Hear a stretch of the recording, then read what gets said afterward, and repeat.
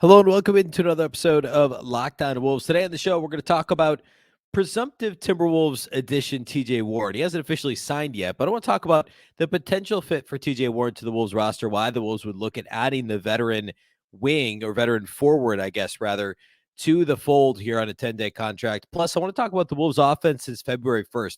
It's actually been better than you might expect, and there's been way less turnovers than you'd expect as well. I also want to predict the month of March. It's all upcoming. Welcome in. You are Locked On Wolves. You are Locked On Timberwolves, your daily Minnesota Timberwolves podcast. Part of the Locked On Podcast Network, your team every day.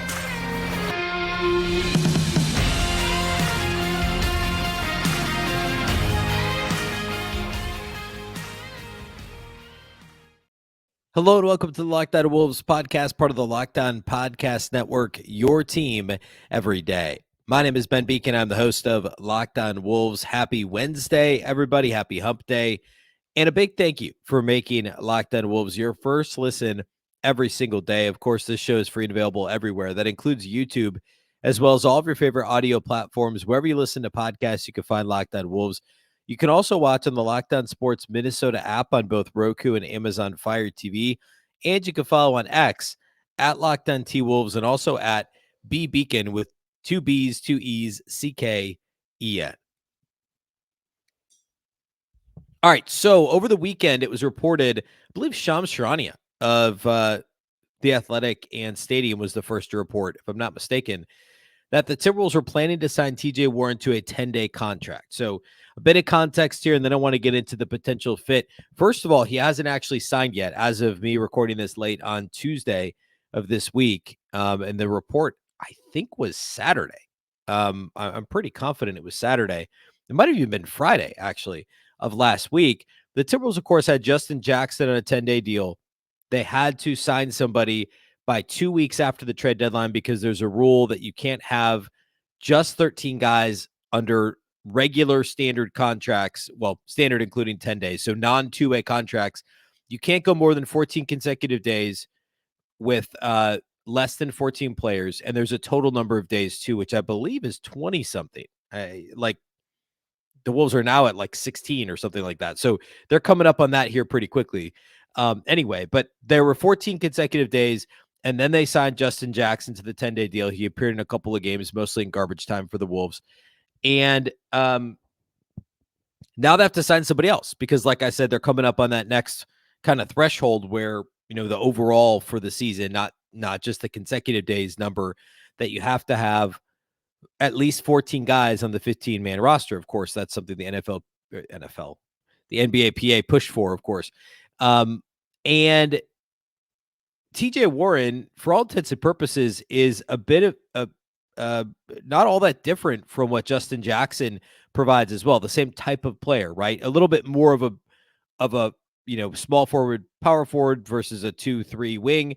But the idea of TJ Warren is basically you're bringing in a veteran with some size that can play both forward spots. He's played a bit more power forward the last couple of years than he did early in his career. And in theory is a good three-point shooter. Now, TJ Warren was a solid rotation player early in his career for some bad Suns teams.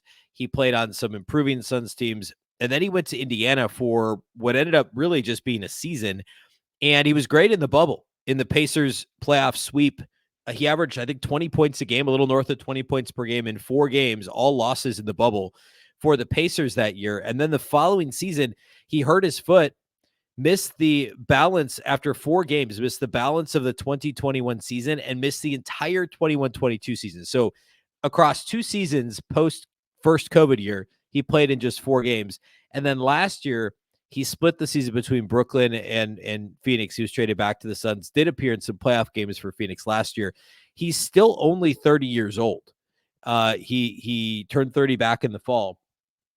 However, since the foot injury, he's only played 1 season. It was just 42 games last year, only averaged 16 minutes per game in those games, and shot under 33% from 3. Okay, so you could say it this way too. Over the last 3 seasons, not including this year, so 4 seasons if you include this year, he's played in only 46 total games, and he shot 29.7% from three over those 46 games.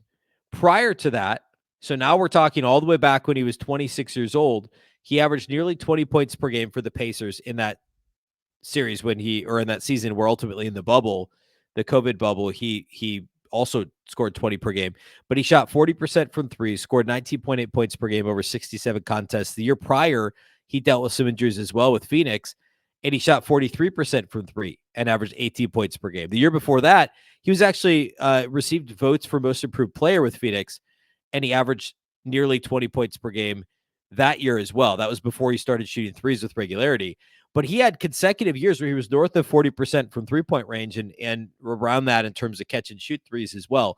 So 26-year-old TJ Warren was an extremely valuable player, and there were some positive moments defensively as well. I think overall, the idea of him playing defense because of his physical profile and the way he plays overall, I think the eye test was maybe a bit misleading. The metrics don't love what he did other than that 1920 season, which unfortunately came right before the injury. So post-injury, I'll say it again, 46 games over the last 3+ seasons and shooting under 30% from three.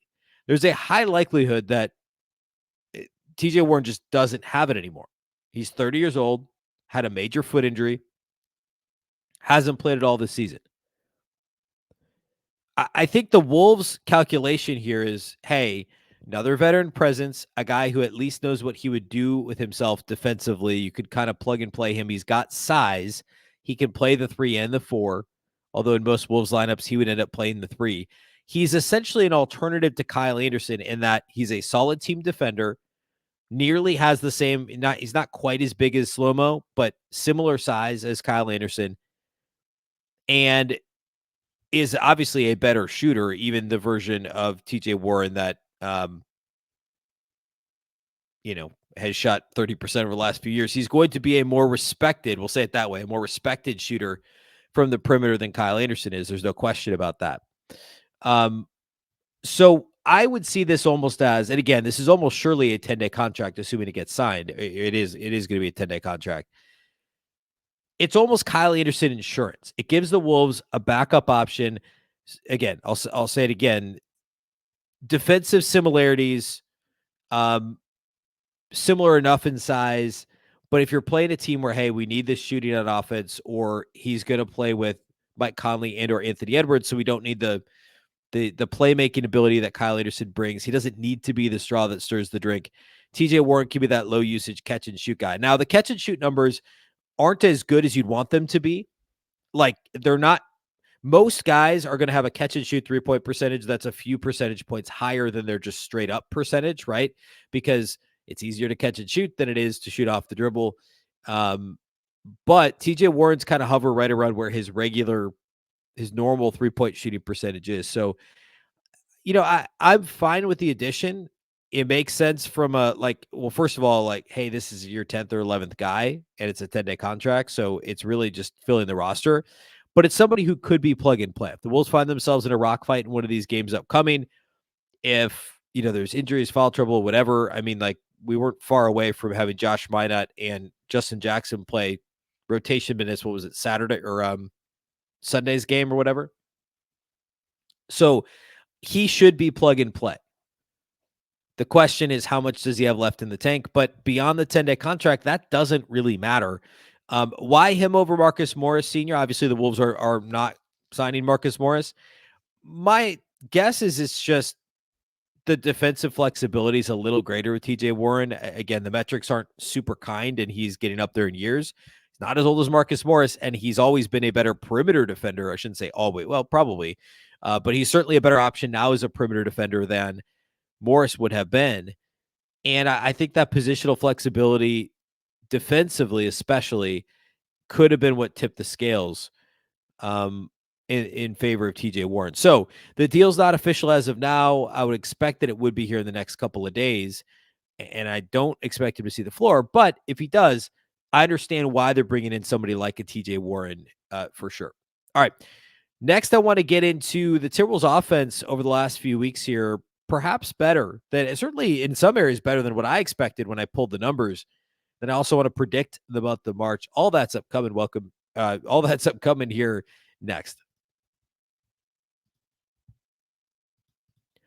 Today's episode of Locked On Wolves is brought to us by our friends at eBay Motors. Passion, drive, and patience. What brings home the winning trophy is also what keeps your ride or die alive. eBay Motors has everything you need to maintain your vehicle and level it up to peak performance. From superchargers, roof racks, exhaust kits, LED headlights, and more. Whether you're into speed, power, or style, eBay Motors has got you covered. With over 122 million parts for your number one ride or die, you'll always find exactly what you're looking for. And with eBay Guaranteed Fit, your part is guaranteed to fit your ride every time or your money back. Because with eBay Motors, you're burning rubber, not cash. With all the parts you need at the prices you want, it's easy to turn your car into the MVP and bring home that win. Keep your ride or die alive at ebaymotors.com. Eligible items only, exclusions apply. eBay Guaranteed Fit only available to U.S. customers.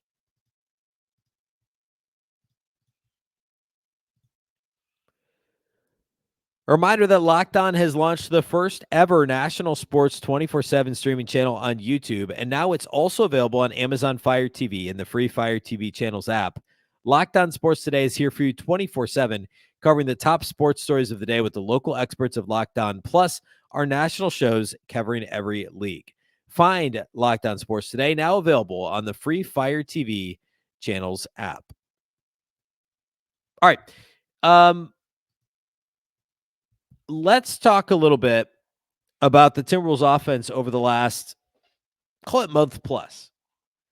Relatively arbitrarily, I went back to February 1st.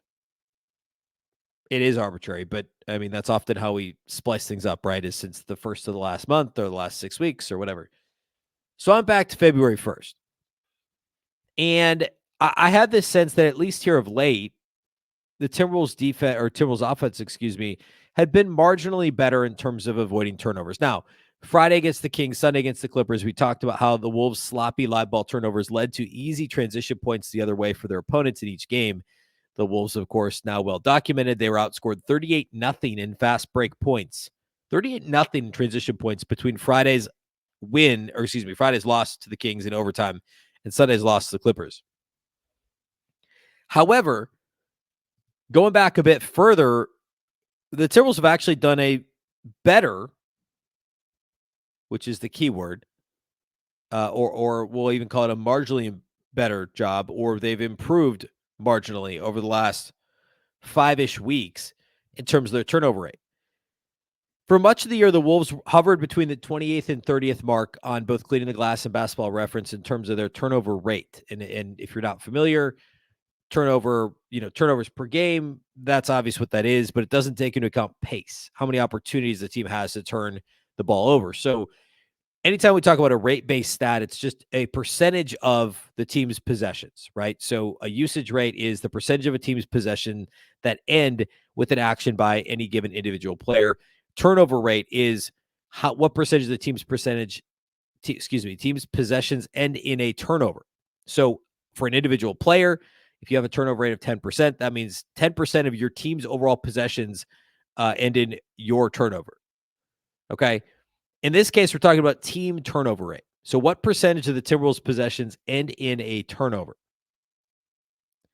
The Timberwolves for the year have hovered between 28th and 30th. They're actually now at 25th, which was my first clue. Well, I mean, my first clue was, I guess, it just kind of felt like they were turning over less. But my next clue was they overall now are barely bottom 5. Actually, technically not bottom 5. They're 6th worst in the league in terms of turnover rate. Since February 1st, the Wolves are 18th in turnover rate. Still not good. Still barely middle of the pack. But out of that bottom 10 and into that next kind of span of teams. Over that stretch since February 1st, the Wolves are 9-5 overall with a plus 11 point differential. Of course, they've had some bad luck in close games, and not entirely luck, but call it what you want. They've struggled in close games. So the point differential you'd expect them to have been better than 9-5 since February 1st. But they are number 18 in turnover rate offensively. They're holding strong at number 2 since February 1st in terms of free throw rate, and their effective field goal percentage, which this would be the one thing that's holding them down. Like before February 1st, we said all along, hey, the Wolves shot profile is good.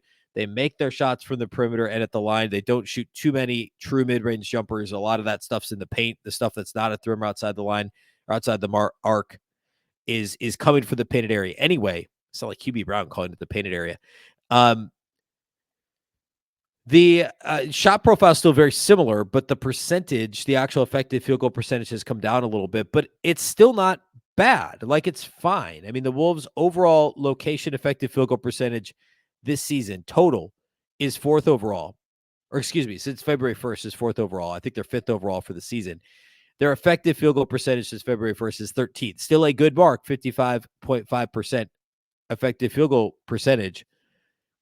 But with the improvement in turnover rate, if they had just kind of held serve with their effective field goal rate to this point, then we'd be talking about an offense that instead of they're 14th in the league, by the way, since February 1st overall, which is a really nice number to see. They're top half of the league over the last 5 weeks offensively. But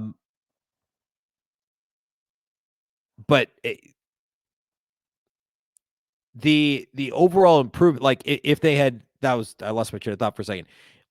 If the Timberwolves had just kind of, the improvement that we've seen in terms of turnover rate, if they had just kind of held serve in terms of their effective field goal percentage, we'd be looking at a top 10 offense instead of a top 14 offense.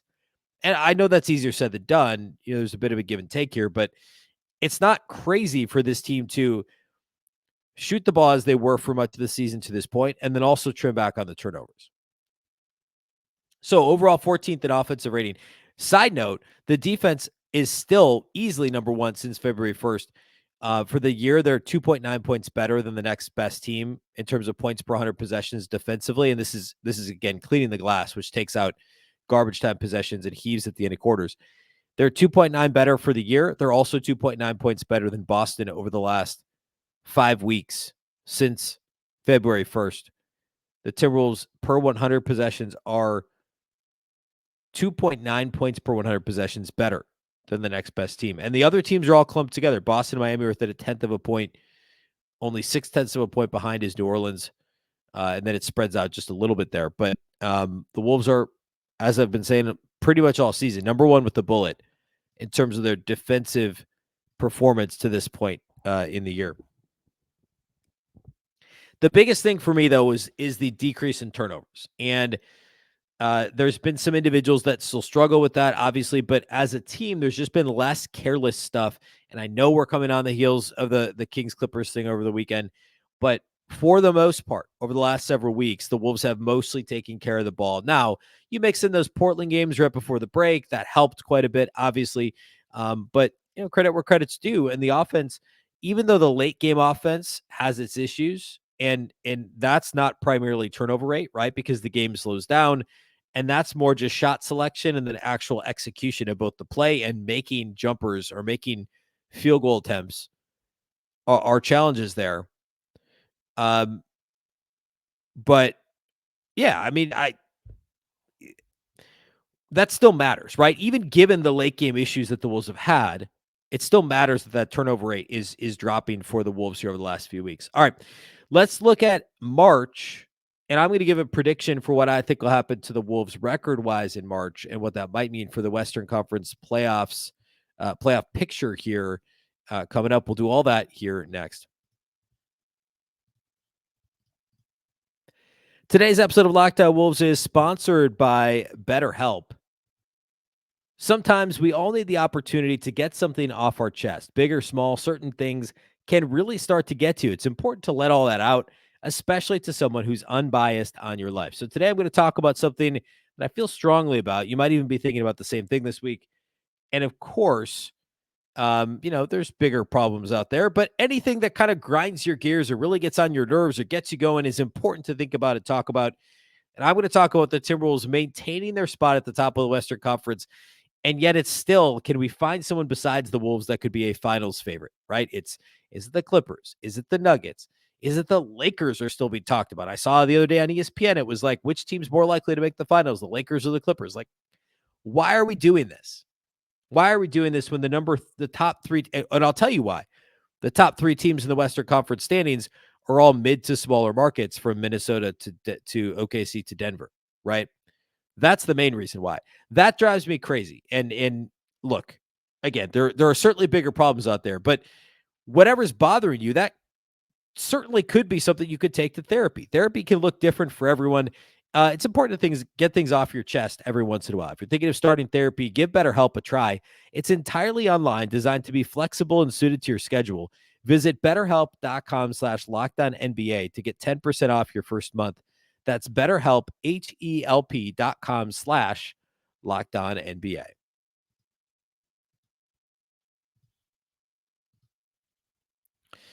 All right, let's take a look at the Timberwolves record, or not record, their schedule upcoming here in March. And of course, they're coming off of this 7-game homestand. So the first 3 games of March were part of that homestand. But famously, 6 of the 7 games were either the front or back end of a back-to-back.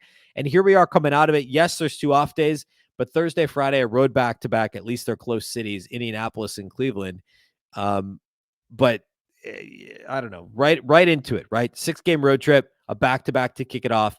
And then thankfully the Wolves don't have another back-to-back for 10 days, which is a road home back-to-back at Utah, coming back down to, come down in altitude to Minnesota overnight to take on the Denver Nuggets, the reigning champions, the following night. So yes, the Wolves had a home heavy schedule post All-Star break. I saw some people nationally talking about that being, potentially a boon to their number one, the odds of them to get the number 1 seed. And yeah, it's great. But when you have rest disadvantages in, I think, 5 of the 7 games for this last homestand, and then you have some of these other crazy upcoming back-to-backs, that's, I don't know, challenging. Now, after that, there's only 2 more back-to-backs the rest of the way for the Wolves. One is in April or early April, Houston and Toronto, both at home, and then a home road back-to-back, Washington, and then at Denver. So the 2 times the Wolves will see Denver here moving forward, 2 of the 3. The Wolves still have Denver 3 times, but one is a road home back-to-back facing Denver at Target Center.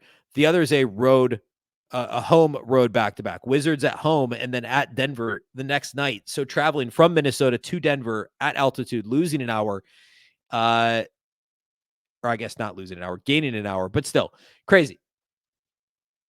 All that to say, I don't want to. Let's just predict March. So upcoming, the Wolves have at Indiana, at Cleveland. By the way, the Pacers pulled out a big win on Tuesday night, beating the Dallas Mavericks.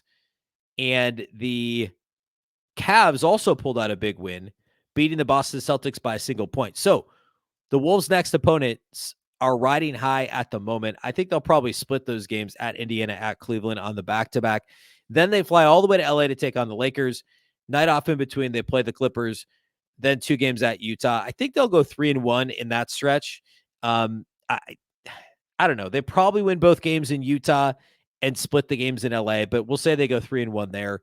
And then home, that Denver game of the second night of a back-to-back, that's going to be tough. But then Cleveland, Golden State, Detroit at home, I think those are wins. At Denver is always a challenge. And then the Bulls at home. Of course, Minnesota lost that disaster, shortly before the All-Star break at Chicago. So sitting here at 1-2 right now, I think over the course of the rest of the month, the Wolves are going to basically split some of those tough road and home games against playoff teams. And I think they'll win most of their games against bad teams. But again, the rest disadvantage, like if they were playing Denver not on a back-to-back, I would certainly pick them to win one, if not both of those games. But as it is, I have to split the 2 based on the rest disadvantage. And the Indiana-Cleveland game, same deal. Like I have to split those. So I think they come out of this thing a little better than 500 in the month. I'm going to see if I can count up my wins real quick. 1, 2, 3, 4, 5, 6, 7, 8. I have them at 8-7, if I'm not mistaken. 8-7 in the month of March. 1, 2, 3, 4, 5. They've already lost 2. Yeah. So I have them at 8-7 in the month of March. That's not horrible given the schedule, right? You're facing Denver twice in the month. You're facing Cleveland twice in the month. You're facing the Clippers twice in the month. Then you layer in the Lakers and the Kings, Golden State. Like it's not a walk in the park, to be sure.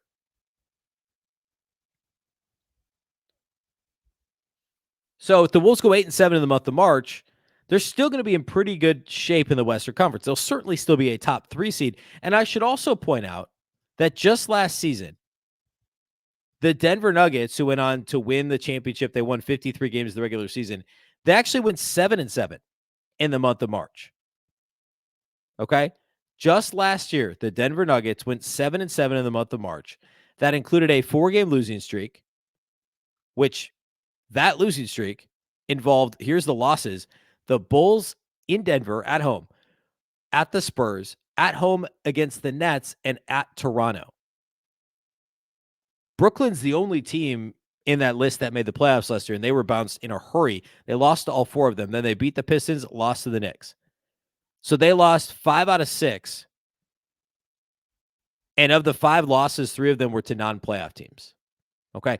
So this sort of kind of swoon happens. And I know that now Denver's battle tested. Everyone, Denver, like, it's a different thing. Well, last year it wasn't until it was, right? Denver was the team that people were saying, well, let's let them prove it in the playoffs because they're a regular season team and that's it. I understand that. And that's a fair, not always, but it's generally a fair, place to come from, right? Like that's a fair discussion point when you're talking about teams that haven't done it before. And I understand why people want to say that about the Wolves. But last year when the Nuggets lost 5 out of 6 in March, I guarantee you people, the talking heads were calling them frauds, right? And hopefully the Wolves don't do that. Hopefully the Wolves don't lose 5 out of 6. We're still, riding high with this. The Wolves haven't lost more than 2 games in a row at any point this season. They've only lost 2 games in a row 3 times, right? The first week of January, and then the third week of January when they lost to the Thunder and the Hornets, of all teams. And then just this weekend, Sacramento and LA. They have not lost more than 2 games in a row all season. And I don't think that's going to happen on this in the month of March either. I really don't. I don't think there's any long swoons in there. I think it's just going to be kind of trading wins for losses, maybe a 3-game, 4-game winning streak in there somewhere. But I feel pretty good about where this team sits, despite all the weirdness of the weekend and the Ant stuff on Sunday and all the above. Or I guess it was Monday. But I feel pretty good about the month of March. All right. On Thursday's show, we will preview the matchup against the Pacers. We haven't seen the Pacers in a while, so I want to talk about that. It was way back in mid-December. The Timberwolves beat Indiana by 18 in a game that Karl-Anthony Towns had 40-12. So we'll talk about that. We'll talk about the matchup, what the Pacers have been up to here lately. We'll, of course, update if anything happens related to TJ Warren as well. Also, the next episode in your audio feed is going to be the Minnesota basketball party, recording Wednesday morning. Yours truly will not be part of it this time around, but I'm a regular member of that panel, along with Reggie Wilson of Care 11, Jack Borman, editor-in-chief of K-Nasupis, and Ron Johnson, the Ron Johnson Show, typically hosted by Sam Ekstrom of Locked On Sports Minnesota. That will be on YouTube on the Locked On Sports Minnesota channel. We always have the audio here Wednesday afternoon on the Locked On Wolves feed, wherever you listen to podcasts. Thursday morning will be this regular daily show. We'll be back. And, of course, Thursday night, the live postcast following Wolves Pacers. So tons of shows in the next, call it 24, 36 hours here on the Locked On Wolves feed. All right, that's all I have for you today here on the show. A big thank you for making Locked On Wolves your first listen every day. Of course, this show is free and available everywhere. That includes YouTube, as well as all of your favorite audio platforms. Wherever you listen to podcasts, you can find Locked On Wolves. You can also watch on the Locked On Sports Minnesota app on both Roku and Amazon Fire TV. And you can follow on X at Locked On T-Wolves and also at Beecken with 2 B's, 2 E's, CKEN. A reminder that Locked On has launched the first ever national sports 24/7 streaming channel on YouTube. And now it's also available on Amazon Fire TV and the free Fire TV channels app. Locked On Sports Today is here for you 24/7. Covering the top sports stories of the day with the local experts of Locked On, plus our national shows covering every league. Find Locked On Sports Today, now available on the free Fire TV channels app.